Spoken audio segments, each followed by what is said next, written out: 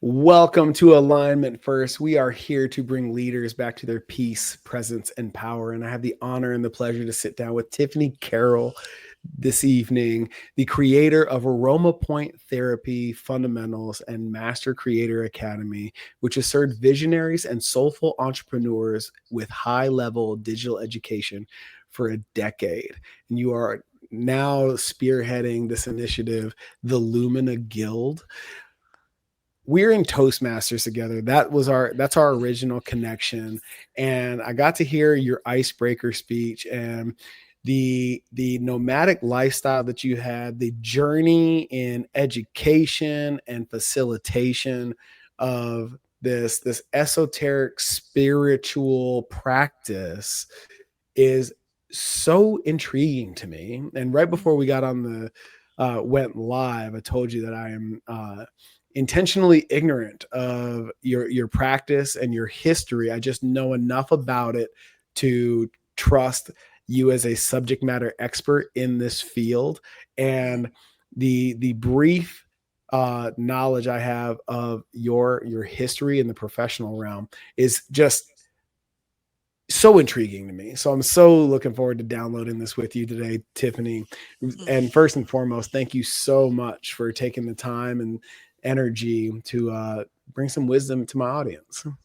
Oh, thank you for asking. Really perfect Mm-hmm. timing. Yeah. So you're relatively new back in the Valley, and a new mom, a new-ish mom. You got a 2-year-old. Tell me about how you came into this practice. I have a question for you. Ooh, here we go. Okay. You said that after hearing what little bit you heard in Toastmasters that you were Mm-hmm. very intrigued. Yeah. So I'm genuinely curious, what intrigued you most? Well, it's rare that in my lived experience, that somebody is able to bridge the chasm between conventional academia and the spiritual practice of plant medicine facilitation. Mm, And I want to know about that. okay, great. That feels juicy. Yeah. It all starts now. It's like I wouldn't I wouldn't even be able to show up in the capacity that I'm able to show up right now, which is meaning what I mean by that is that I can show up authentically as me. I can trust this process. I can trust what wants to flow through me. I trust my guidance. All of these capacities that have to do with like the deep inner streams, Mm-hmm. those can't really be taught from the outside in. It's something that each person has to go through. And so that me being able to be the living embodiment of that, streaming that right now is all thanks to what I would call plant medicine. And the way that I experienced plant medicine is maybe different than how some people might be thinking. It wasn't, I did psychedelics and things for fun years and years ago, but the plant medicine that I experience now is actually through essential oils and placing them intentionally on acupoints. But before we go there, I want to speak to this bridging thing Mm-hmm. that you talked about the, I don't remember how you said it, but this, like the science in this Mm-hmm. spiritual realm, we could Yeah. call it. I, I, I was, I have to say, it goes back to my birth. I died at birth. I was a home birth. I stopped breathing. This was outside Santa Fe, New Mexico, and I didn't breathe for 53 minutes. By the time I got to a hospital, which was in a car with no heat through the middle of a blizzard, the doctor said, "She's dead. What do you want us to do?" to my mom. And my mom freaked out, and they said, "Well, we'll try to resuscitate her, but if she lives, you'll be sorry." That's actually what they told her because they said that the brain damage would be so great. Oh my gosh.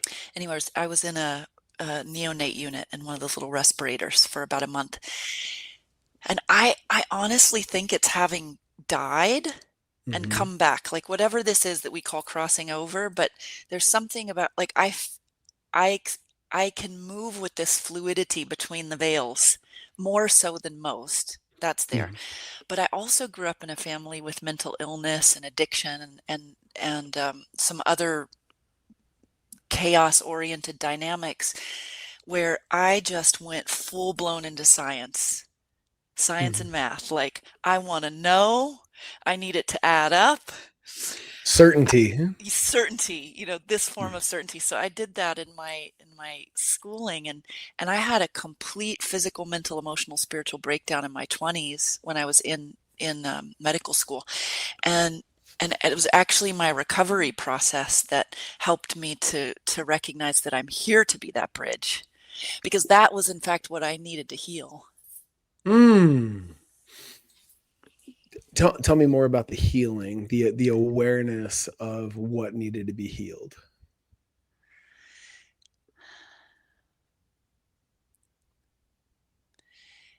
It would, so if I, that's such a good question.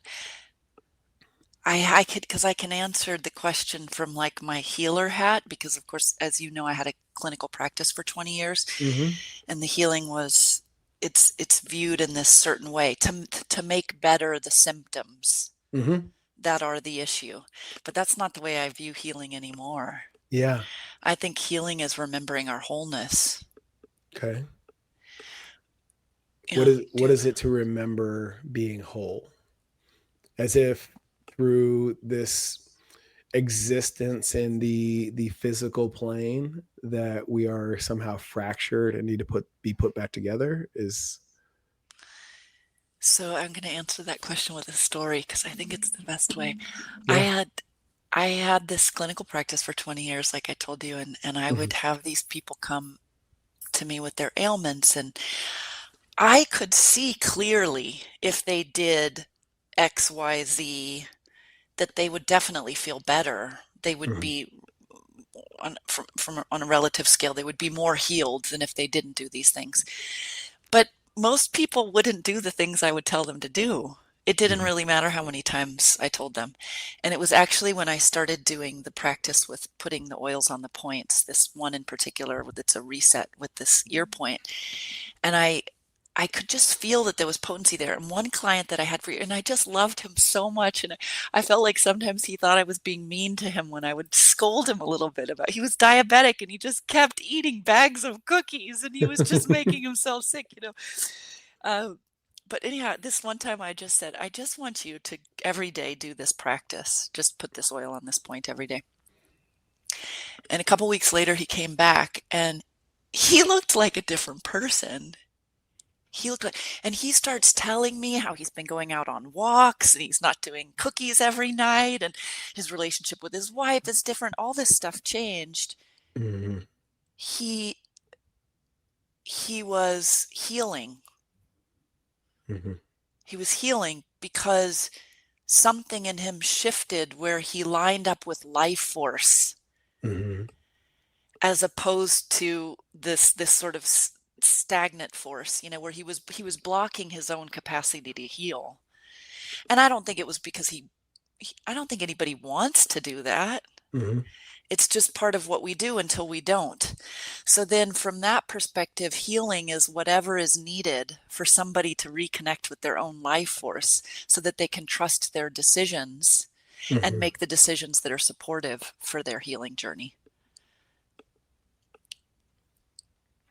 What is it, in your professional opinion, that separates us from our life force along the way? Because I would imagine, I think we, based on that description, I'm assuming that we're born whole, and then life happens and we fracture and we lose that connection. Is that anywhere close to the mark? Yeah, it's sort of a philosophical question you're asking, I think. Yeah. And I can speak from my own experience of it. Yeah. We are infinite spiritual intelligence channeled into a finite body. And part of channeling into a finite body, Tiffany, in this life is that I forgot at some point along the way what I really am. And the remembering of who I really am is, I think, the ultimate form of healing. That doesn't mean that I don't ever get sick or that I'm still going to die. You know, Mm-hmm. the feature of this human thing is impermanence, like I'm going to die. But I can be a human who is able to access the bigger truth of who she is in more and more moments, and I become more and more vital, more and more healthy, more and more alive. Did that answer your question? Yeah, Actually, kind absolutely. of. So in your that increase in awareness that you're to be the bridge between science and spirituality, how did that evolve into this tangible practice in which you help people with through this healing journey? So it's the question, what was the evolution of it? Of So this? you have this, so you have this healing experience on your own, and Mm, how did that evolve into the the practice with which you teach now? mm. In a in a totally quirky, bumpy ride, sort of human way. I'm sure Hmm. it's probably the most honest answer, but I would say the way that it evolved was continuing to answer the call, like to to let my dissatisfaction for what wasn't working and what wasn't feeling like it was in integrity for me to fuel my curiosity and my continuing to grow. Hmm. I think you have something in your email that's like progress. What's Progress your little always. Hmm. progress always? Yeah, it's like progress always to me. That's evolution always. Grow, expand. And so because I have this unquenchable thirst to discover what's possible for human beings, uh, that's always driven me. And as Hmm. I've answered each call, whether it was like, and I consider it's like I have one life that's happening. Yeah, I have my professional part of my personal life, but it's one life happening. So when I answered the call to buy a villa in Sri Lanka and teach healing retreats out of it, that was a huge part of my own recovery journey or healing journey on a physical level all the way to a spiritual level. Hmm. Do you want me to give an example so it kind of Yeah. lands it? Okay, so for example, I I I had been teaching about abundance and the Chinese five elements and our relationship to nature for years. I was teaching it in a university, and I understood it very well intellectually. But it wasn't until we went to Sri Lanka that I learned how to receive. Hmm. I didn't know that I didn't know how to just freaking relax and receive and let myself be taken care of. I did not know how. I didn't know how, and I didn't have a reference point for it. If we don't have a reference point, how are we going to learn? Hmm.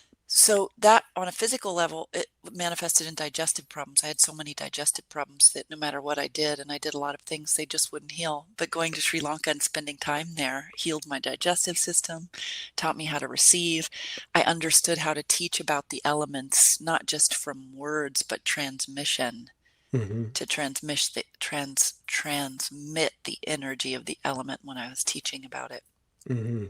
What was the experience that you had that created that awakening, that expansion of your aperture? I think it's been a series of ones. I've had a whole series of pretty, by most people's standards, out there metaphysical experiences Hmm. that what would feel most satisfying to you to receive around that? Like, do you want me to pick one example, or Yeah, I what, is mean, there something you feel so so curious about? I'm curious as to like the catalyst in Sri Lanka that was like, oh shit, I don't know Mm, how to do that and mm, receive. I need to spend time receiving, and so that I can, to your point, I understand these concepts mm, intellectually, mm, but there's knowing and then there's knowing, mm, mm, mm. right? Yeah. Okay. So to frame it, it will. I wouldn't say it was one thing that was like an aha moment, because it was definitely just the process of spending time there every year and being sort of shaped by the experiences, Hmm. positive and negative. How But often were you, how often were you going, and how long were you spending there? we would go every year and stay about 4 months, and then Okay. I would host a couple of retreats there. And so I do remember one particular moment where a lot of things uh, sparkled around this receiving. Hmm. And it was so in Sri Lanka, I'm called Madam, and my husband's called Sir. And we have this beautiful villa, and we have all of these people that work for us and with us. We have a driver. We have somebody that's cleaning the house every day. We have a villa manager. We have somebody that does the grounds. Like things, if we did that in we couldn't afford to do that in the United States. To have we're not That would be a lot of outlay of money. But Hmm. there, not only is it accessible, but also it's kind of needed. If you have a big your places in the tropics need to be cleaned every day anyway, and the cooking that they do there, I would have to be in the kitchen all day long if I was going to cook Sri Lankan style, because it's slow cooking. So excuse me. So Raju, our villa manager, would make us tea and serve it to us on this tray and call us sir and madam. And I felt so uncomfortable, like so uncomfortable being waited on in that way. And I think also there's whatever the things that I think we carry inside about being colonizers, and how we people have taken advantage of people over the years, all that stuff that's in there. Hmm. I just thought, oh, surely this must be wrong, for somebody to call me madam and wait on me like this. This is just wrong.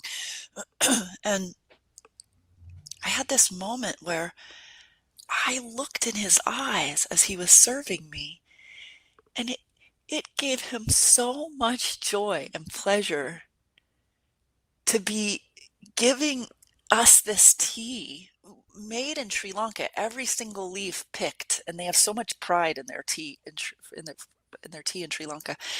And and I thought, wow, I'm denying generosity right here because I have some kind of idea about something, whatever, it's in there.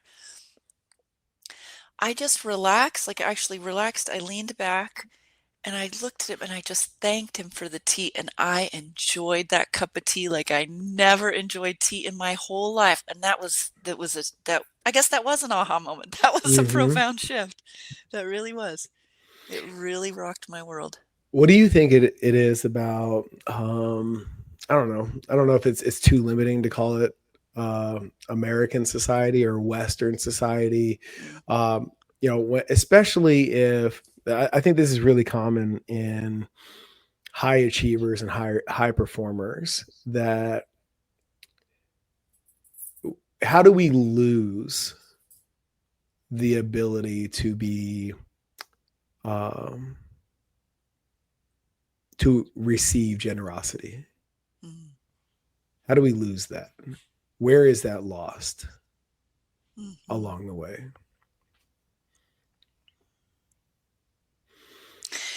I Our heart. So in Chinese medicine, the heart is not just an organ, it's our energy center. And the heart can only ever perceive the moment. So with the mind, we can kind of go back and forward in time. We can create abstractions.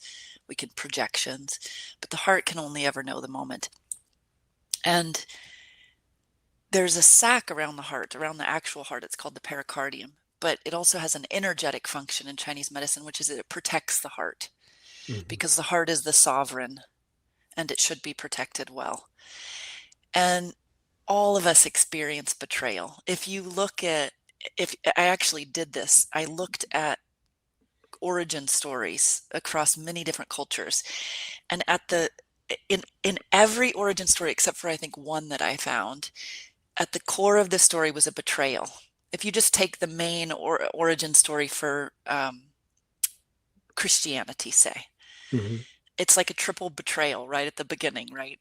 Eve betrays Adam. I don't know, it's like Adam, Eve, God. Then God throws them out of the garden. It's a triple betrayal. Mm-hmm. And so we could say betrayal energy is the oldest wound energy of humanity. And I think that that's true. And betrayal, what it does is it creates the pericardium contracts. And if you have a lot of things that happen to you, like everybody has betrayal that happens. I think everybody's betrayed and been betrayed. It's a Mm-hmm. facet of humanity. So your pericardium starts to tighten, just like if you get scar tissue. Mm-hmm. And if that scar tissue or those strictures in the pericardium don't have opportunity to soften as you age through different things, life experiences, healing journeys, plant medicines, whatever it is, then you actually grow increasingly bitter, increasingly cynical. And when the heart can't breathe because the pericardium's cinched in around it, you're not able to receive the generousness of the moment. You just can't. You can't give generously, you can't receive generously. So I would say that's sort of the energetic dynamic behind Mm-hmm. that, as well as some ideas of how it originates. Do you feel like part of that dynamic exists because when that betrayal or that pattern of betrayal occurs so early and we're not equipped with the tools to manage and or articulate the emotional energy around that betrayal, Mm, that it becomes uh stuck inside us. mm, And if we're not, to your point, if we don't have a point of reference or a symbol in someone else who has l- exemplifies that expression and that healing, mm. that that's why that wound persists. Yes, I would say my short answer is yes. And what I'll pull on as a thread out of there. This feels like it's a important question for you. Like you have you spent time contemplating this one? Oh yeah. Yeah. Yeah, yeah, yeah. And have you experienced satisfaction in your journey of contemplating it for yourself? I have. I it, it the attachment to betrayal is not necessarily what was at the forefront of my mind in my healing journey, but as you describe it, I can 100% create an association with um, that wound along the way and sorting that out, dropping that pack, as we would say in the Marine Corps, Mm, and letting that anchor go has 100% been a component of my personal evolution. 100%. Yeah. mm. Mm-hmm. Yeah, yeah. It's so beautiful. Okay, two things, and I think you're going to love these. One is that the ultimate betrayal is abandonment of self. Mm. That's that's the beginning of the betrayal dynamic. We often think of betrayals from someone else to us, but it's actually abandonment of self. So when we're young and we experience trauma, we self-abandon for various reasons. In order to survive, we might dissociate. We abandon the truth of who we are in order to make parental figures happy, in order to avoid being mistreated or not being cared for, or any number of things that can happen. And so then we practice this self-abandonment. And when we practice this self-abandonment, that's the beginning of all the other kind of pathologies, if you want, if Mm-hmm. you want to look at Is it it that way. is that the impetus of drinking the poison and expecting the other person to die? Oh, I don't know. Yeah, I've heard that metaphor before, and it seems to me as you're describing this betrayal wound and all the behaviors and patterns that are born from it, uh, that that dynamic of I'm going to harm myself, not live in my fullest expression, play small, insert uh, sabotaging here. Mm, Uh, that dynamic, it's like I'm going to negatively impact myself in hopes that it has that negative impact on my external world. Oh, interesting. No, I hadn't heard that, but I could see that and maybe even say some other things about it. Mm-hmm. But I think too, something that I felt come out of you when you talked about your journey with it is it's actually my favorite definition of forgiveness, which is by Gary Zukav from Seed of the Soul. And he said, I'm paraphrasing here, but it's something like forgiveness is allowing energy to return to where it ought be. Mm-hmm. Forgiveness is allowing energy to return to where it ought to be. And this is such a cool theme that's coming through in our time together about return to wholeness and what does it mean to really heal, basically, Mm-hmm. is that when energy is allowed to return to where it ought be, and then you're standing in yourself, not leaving yourself, you actually start to live in a completely different universe than the universe of your wounded self and wounded experience.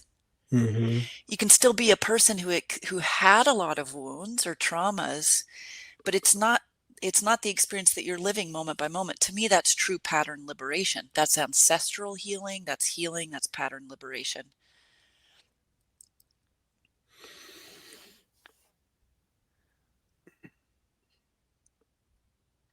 So how does one approach pattern liberation? I really want to pull on that thread and leverage your expertise to see how deep this rabbit hole goes right here. Okay, that sounds good. I love how you felt that impulse. What did you ask me? How does one? How does one go about facilitating their own pattern liberation? Yeah, they have to What first does that want look it. what does that look like in practice? Okay, in practice, one, you'd have to want it. Two, you'd have to be more interested in actually being liberated than you are in the drama of healing. I think I sometimes annoy some fellow colleagues by saying things like that, but the thing is, consciousness is all. Let me say that again for the people that are listening with the volume low. You have to be more interested in finish that sentence. You have to be more Oh, interested in the I don't what. How did I say it? You have to be more interested in being liberated. being liberated than in the drama of the healing journey. Okay. What does Something like that that. yeah, what does that mean? What it really means is that you have to get serious about deciding to practice no problem. There's really two. I'm oversimplifying, but there's a lot here. Mm-hmm. There's two orientations that you could take to life: a problem orientation or a no problem orientation. Of course, problems exist. That's It true. is no problem. I'm cutting you off on purpose Yeah, you go ahead. for clarity. Is a no problem orientation different than a solution orientation? Yes. It's a vibrational difference. See if you can feel it as I talk about it. Because Mm-hmm. I could still be solution oriented. Okay, here, I'll give a good, this is a good example. I experienced this in my practice, and that's why I walked away from my clinical practice, is that the whole model of the clinical practice is that you come in to see me with something wrong with you, which you do have. Say you got knee pain or something. Mm-hmm. So you come in to see me with knee pain, and you have an anger problem. So if I can accurately diagnose you and accurately treat you, then you should be rid of your knee pain and anger problem. So it's all pending on me diagnosing the problem and getting it right, and then you will get better. That system is inherently flawed. It's inherently flawed. And for so many reasons, but what I want to pull on is that as long as I was looking at everything that the person was coming in with as their problems, as their problem that needed to be solved, I couldn't actually see what was actually wrong with them and access that. And look, physical stuff happens and we need to deal with our physical body, but it all it really does all start at a higher level, or at a vibrational level, if you want to call that, with our mind, Mm-hmm. with the thoughts that we think, with the beliefs that run in there that we don't even know that we're running. Mm-hmm. So I'll stop there. And do you want to comment? Well, what's showing up for me right now, we had a client a couple of weeks ago have a massive breakthrough. We were the topic of discussion was around sleep, and we were coaching through how to set up your sleep environment and curate the best experience for not only the longest duration of sleep, but also the best quality sleep. And as we move down this path of the X's and O's of best sleep practice, ultimately where we ended up getting, and I'll spare you all the details, was if you don't actually solve the issue that actually keeps you up at night, it doesn't matter how early you go to bed. It doesn't matter how dark your blackout curtains are. It doesn't matter how much white noise you play. You're not going to get the sleep that you're looking for because you haven't solved the root issue. Mm-hmm. So, Exactly. and with that, said client was able to take some really intentional, what we refer to in next level speak, next easiest steps to move that energy, and boom, all of a sudden, one of those things of the menagerie of options that we gave to facilitate better sleep was like the catalyst for it all. But he had to clear the other stuff. He had to clear the actual issue first, make that decision for any of the other stuff to stick. Okay, I love that. And also because it's perfect for this no problem Yeah. analogy, which Mm-hmm. is that the problem got solved. And you could, from one perspective, you could say the problem got solved because you addressed the root problem. But we could also just say the problem got solved because you accurately saw what was, Mm-hmm. and you put that on the line. And what you put on the line wasn't even a problem. It was actually the miracle of this person's being trying to tell them something. And they couldn't hear it, and then they had you to deliver the message. So when we listen, when we hear, and then we respond, evolution happens. And so that's a different orientation. And so that's why I say you have to be more interested. When we're interested in the problem, my sleep is bad, my sleep is bad, my sleep is bad, my sleep is bad. See, I can't get out of that loop that keeps me victimized to my sleep being bad Mm-hmm. until something like what you just described happens. You see what I Mm. mean? Yeah, absolutely. So in I'm working with my coach right now. Shout out to Melanie, and she pointed out to me, uh, she's like, "How hard is it for you to articulate what you do?" It's like, it's been an issue, you know. She's like, "Can I make an observation?" I was like, "Sure." Like, you were given pause and introspection to the potential that you see the world at such a cosmic level that everything's the same to you. And I was like, what do you mean? She's like, well, look at how you approach fitness. Look at how you approach business. Look at how you approach leadership.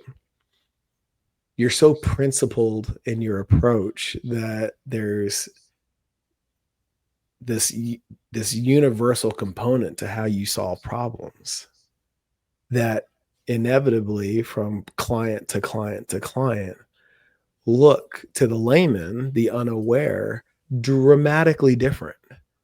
But in the way that you coach and approach your practice from that principled place, it's all the same to you energetically. And with that, I was just like, oh my gosh, like that's that thing that was causing me so much frustration is actually my greatest gift to my practice. Yes, yes, yes. So when you said, as you were describing that, uh, that's uh, the the sleep thing is really the signal that you're not hearing. Like that's what showed up for me. Mm. Mm-hmm. How do you feel different now that you had that recognition? Is there something you own differently or? Oh, 100%. Mm, Absolutely. I, how do I say this? There was a bit of conformity around my practice, this energy of what it's supposed to be or how it's supposed to look, that with this new level of awareness, this appreciation I have for how I experience the universe, mm, uh, that I'm not tied to anymore. mm. So Yeah, beautiful. Can I comment on please. this? Uh, it's so sublime. So we are we are at this place in the evolution of consciousness where in spiral dynamics, which I studied for a decade. Oh, the theory of everything. Come Yeah. on. Yes. So you know about second tier consciousness, but I'll say for anybody listening to doesn't, and I really loose. I try not to go too into models now because a big part of what I love to do is to have the creative expression to describe what's actually happening in the real moment, because that's how we create the future that's Mm-hmm. different from what we had before. But anyhow, in spiral dynamics, second tier consciousness is where we no longer have to push against what we don't want in order to create what we do want. Mm-hmm. That's one of the facets of it. But another is that the labels, or as you mentioned it, conformity boxes that previously served to help us deal with complexity, they now no longer serve. Mm-hmm. And so um, what I think serves here at the edge of, I call it the edge of emergence, but consciousness emerging, is to recognize, I'm now calling it to be a meta creator, what it means to be a meta creator. Mm-hmm. And I felt this in you speaking about your universal viewpoint. As a meta creator, we don't even know that we do it, but we're tuning into the field. Mm-hmm. And we're actually paying attention to the conditions that give rise to what most people see and talk about. But we're actually cueing into those conditions. We're feeling it. We're anticipating it. We're actually creating in real time by what we then zoom in on. Oh, do you feel this? Do you see this? Have you considered this?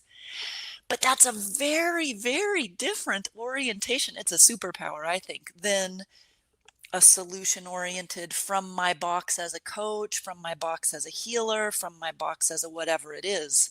Mm-hmm. So like feeling the discomfort of any of those labels and then coming out of it to see who you really are, I think is the most thrilling thing in the world. That's what the Lumina Guild is all about, by the way. I'll just plug that. That's why Oh, okay. why it's coming through now, because we Yeah. need a space to be able to do this. Mm-hmm. Mm.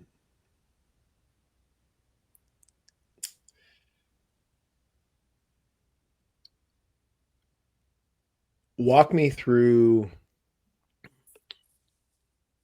from a practical standpoint, the difference between uh,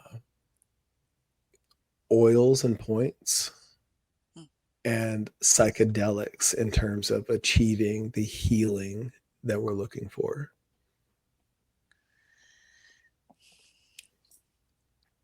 Well, when you said achieving the healing we're looking for, if somebody's doing a psychedelic looking for healing, they're probably wanting something different than what a normal healing would be. Like they're not just wanting to get rid of knee pain, say. They can feel there's something existential in there, usually when somebody decides to do plant medicine, at least in my Mhm. experience. Sure. And so One of the reasons why I haven't done it, I have so many friends that have done ayahuasca, and I have clients that facilitate these various plant medicine journeys.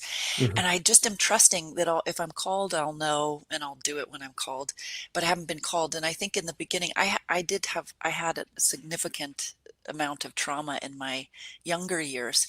And I think I so uh, didn't, I think I was afraid to be dismantled at the level of my mind because for reasons I won't even get into. But so for me to put oils on on points, which is Mhm. what I call aroma point therapy, it was this beautiful, slow, but studded with quantum points along the way, healing and recovery and integrative journey for me. So on a practical level, it helped me to find regulation in my nervous system. It helped me to learn to trust myself. There's certain plant medicines that really have that signature of restoring trust where there's broken trust. Uh, Helped me remember how to play. There's one oil in particular that helped me remember how to play. So when I talk to my friends that do plant medicine journeys like ayahuasca or something, they'll have these things come online for them that are similar that Mhm. happened to me. It's just for me, and maybe it was perhaps a slower journey, Mhm. but that was the right style for me. Yeah, yeah. And, I look at um, the psychedelic pathway. Um, I do not facilitate. I am intentionally ignorant of that practice so that I can not judge it in my own lived experience.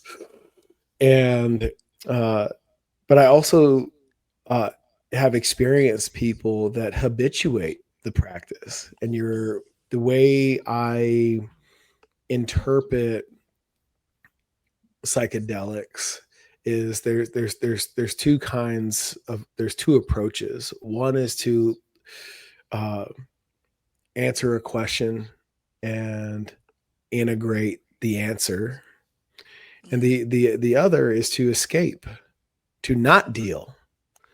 And when I see these people that are habituating that experience, I would say it more often than not, in my experience, it's the latter.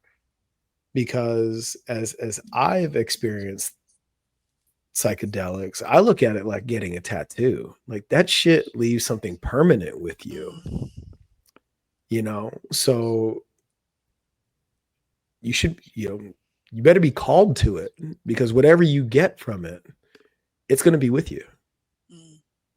you know. And the fact that you've had such a slow roll with uh in your journey that has sounds like excuse me your your return to self has run in parallel, Mm.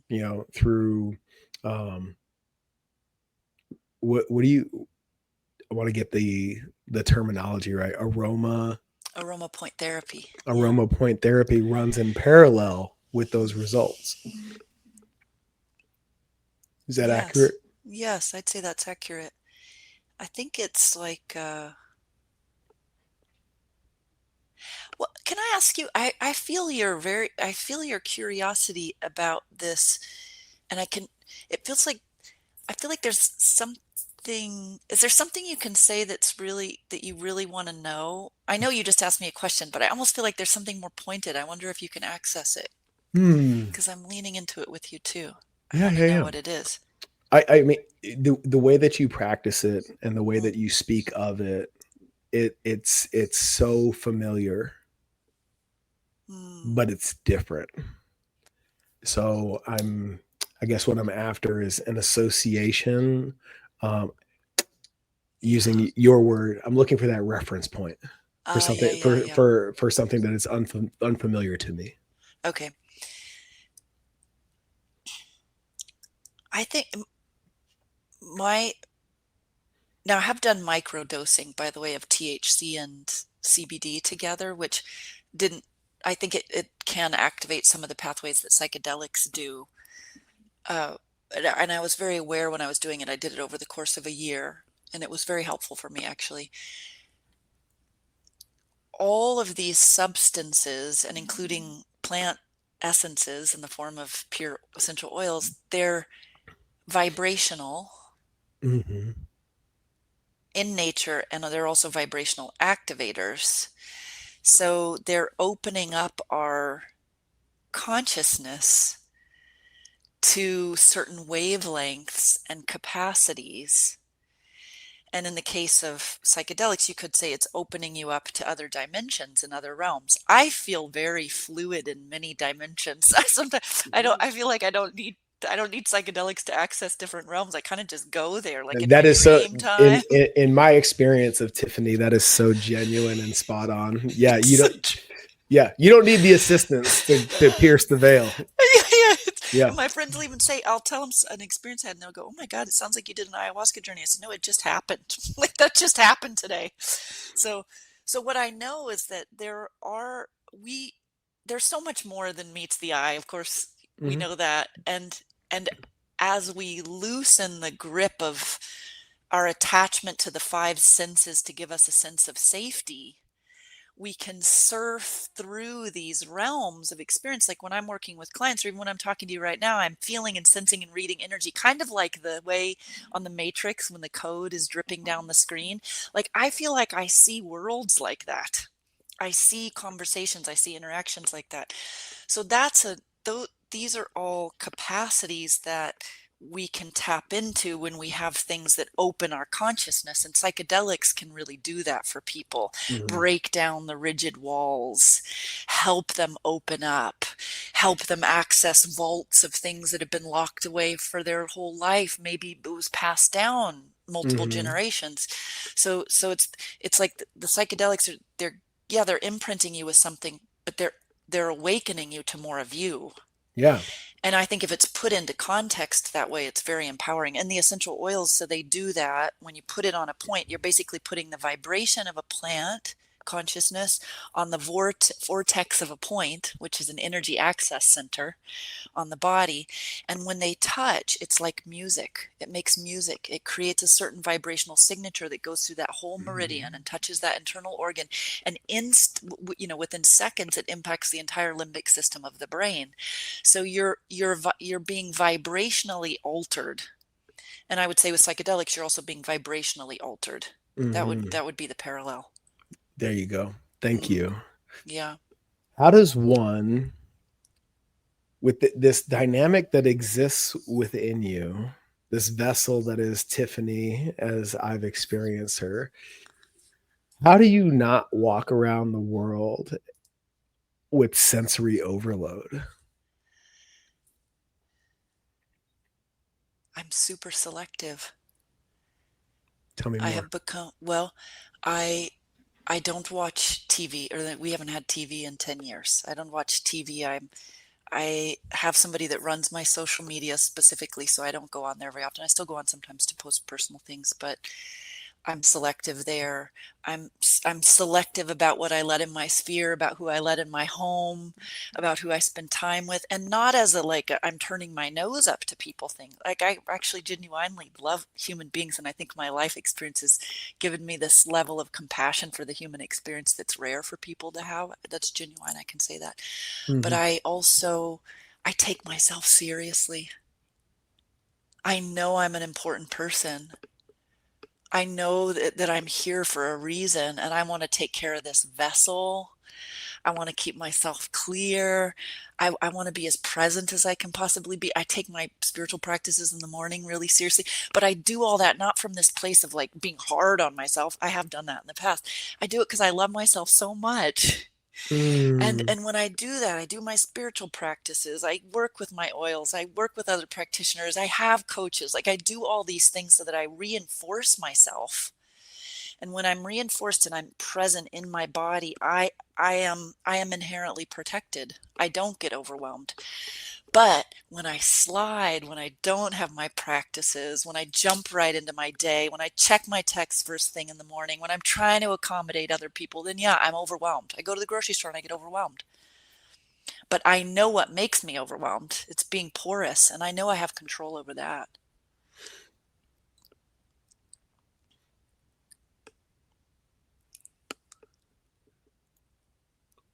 Give me some wisdom around being less porous. I think of it, I have to say really quick, by the way, though, because I love the way you receive people. It's really special. The way you receive people, the way you see people. It's really, really something. Yeah. Thank you. I received that fully. It's so nice. It brings like whatever is coming up and out in me now is this is a co-creation. It's coming out in the way that it's coming out because of you, and I'm really pleased with how I feel. So thank you. You're welcome.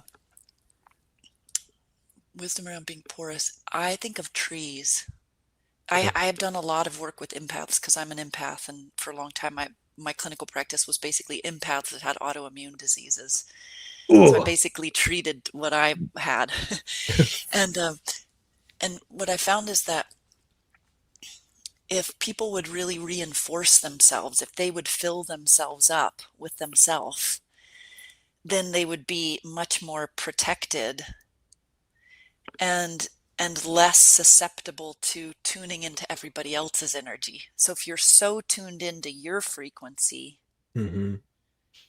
and you're directly accessing all of the intelligence of the earth and the crystals and the microorganisms, like you intentionally tune into that, you intentionally tune up, you're accessing, I always call this direct access. I do it every morning. I'm directly accessing my own higher guidance, my higher self, my future self, my guiding ancestors. So you connect in with all that's here for you, all that you are, fill yourself up, and then go out in the world. And if you feel off, stop and do it again. And permission yourself to walk away from anything that doesn't feel good. Anything. I mean that in a, sometimes things don't feel good, but they don't feel, sometimes you work out and you get a burn because it's good for you. That's iron sharpening iron. You got to you got to temper the steel. That's a totally different dynamic. Yeah, that's right. But where my energy just went though is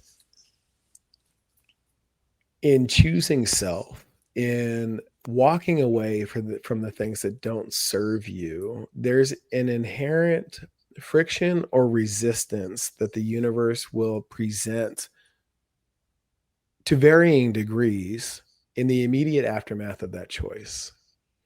Right? It's not free. Do you want to give an example? I think I know what you mean, but I want to hear it. Yeah.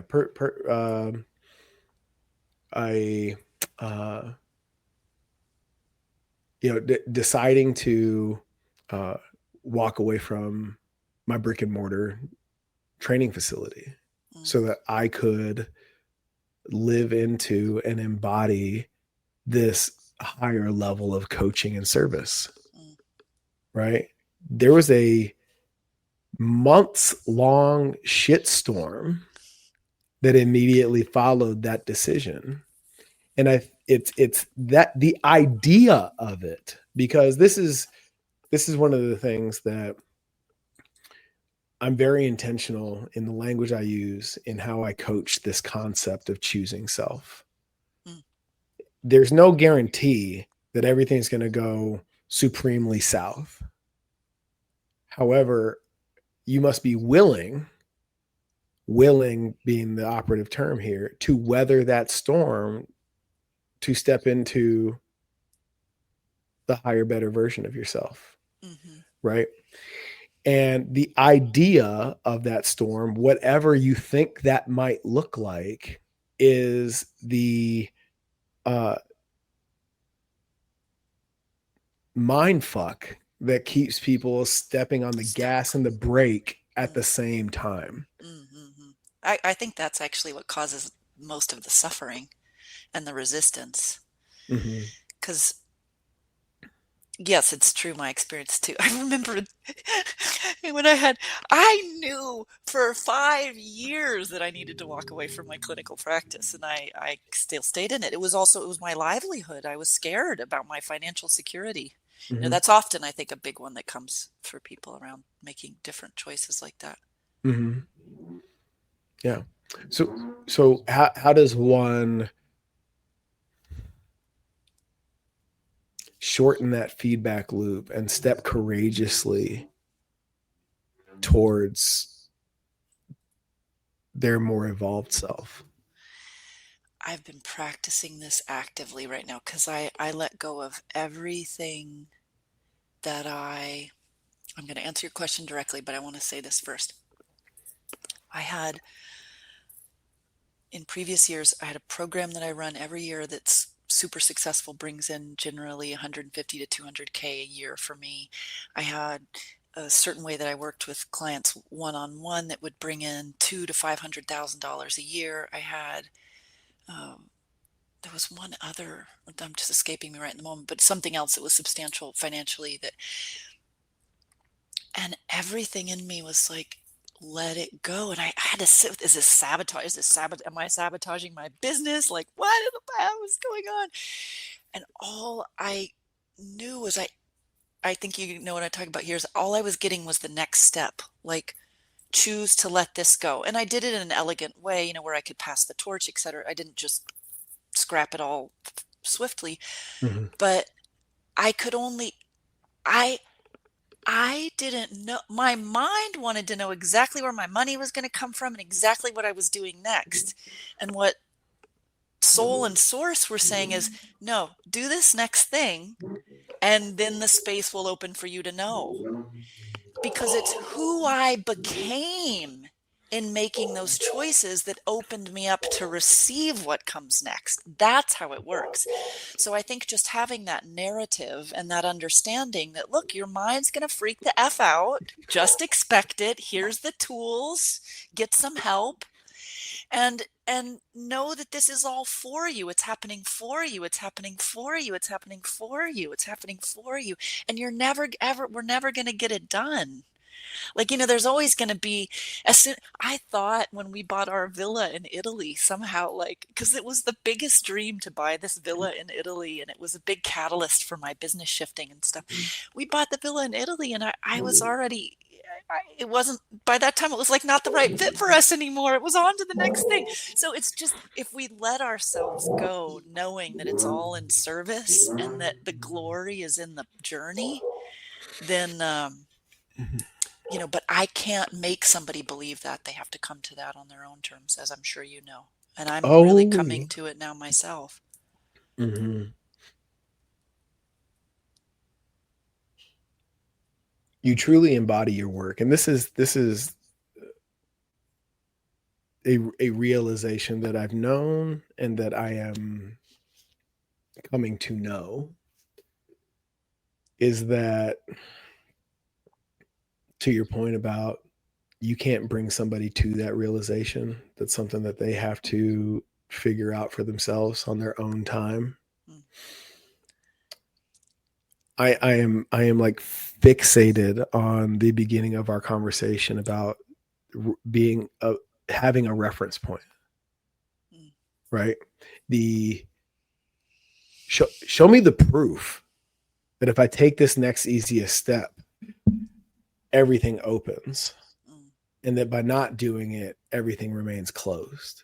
mm, And what I'm experiencing in you right here, right now, is you are embodying, you embody that reference point for people mm, that isn't necessarily readily available in their lived experience prior to coming into their experience with Tiffany.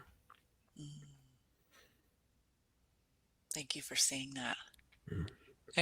And I feel like celebratory inside also because my, I realized that my job description for life, kind of speaking to the story that you told about being out of the molds, uh, my job description in life is really to simply live my life and show what's possible.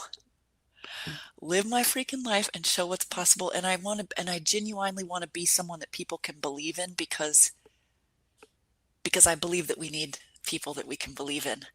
I'm not talking about being put on a pedestal. I'm talking about when I am transparent with my transformation and my transformational journey. Mm-hmm. And because I want to show that this is real life and I'm real human and this is how it happens. Yeah. Oh, Kiara's crying. I don't know if you can hear her. Oh, yeah. Okay. So wonderful. Yeah. So anyway, that's just affirmation and Mm-hmm. confirmation of me doing what I set out to do. So thank Yeah. you. Good. You're doing it, and I feel it, and I'm honored to have you in my circle and call you friend. Ditto that. Yeah. Yeah. Where can everyone listening engage with you? It's a really good question. I'm just starting to do more broadcasting on YouTube, and so we put my YouTube channel there. So I Mm-hmm. encourage people to go there because there's some really beautiful content coming out there. And also my email, tiffany@tiffanycarole.com. People can email me. I have a book that I just got the proof of. So it's being printed right now, but I just want to show this is the book. And it's Pull it up, push it, raise it a can you little see bit, it? a You little see it higher, good? Higher? a little higher. There you go. Oh, okay, cool. Yeah, yeah. For those of Inner. you just listening, not watching, the inner nature of essential oils. Mm-hmm. And this can be found on a website called monara.org. That's our essential oil business. Anyway, this book Menorah, went like the Jewish candle. uh, Menorah. Monara. Got it. Okay. Monara. It means peacock in Sri Lankan. Beautiful. Monara.org.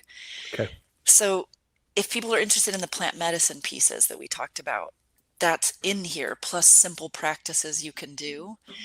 And really everything that I've been transmitting and talking about, it's in here. And I share clinical pearls, I share personal stories, and you get to know 36 plant medicines, and you get to allow them to help bring certain things online and awaken certain things and help you integrate things and have ahas.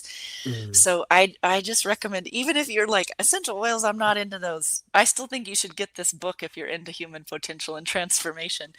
And right now we have it just on the monara.org, but soon it will be on Amazon. Oh, I love it. Yeah. Tiffany, thank you so much for your time, your energy, and your wisdom. I'm grateful. Thank you. Thank you. Thank you to Absolutely. everybody listening. Thank you. Thank you. Thank you. I wish you all the best. And thank you for doing this. Wow. Cool. Thank you. For everybody out there listening, in the aspiration of being the fittest leader that requires integrity, courage, and ownership. And we're here to bring you back to your peace, presence, and power on that journey. So get a hold of us, let us support you, and we can make that happen. And at the end of the day, it all starts with alignment first. We'll see you next time.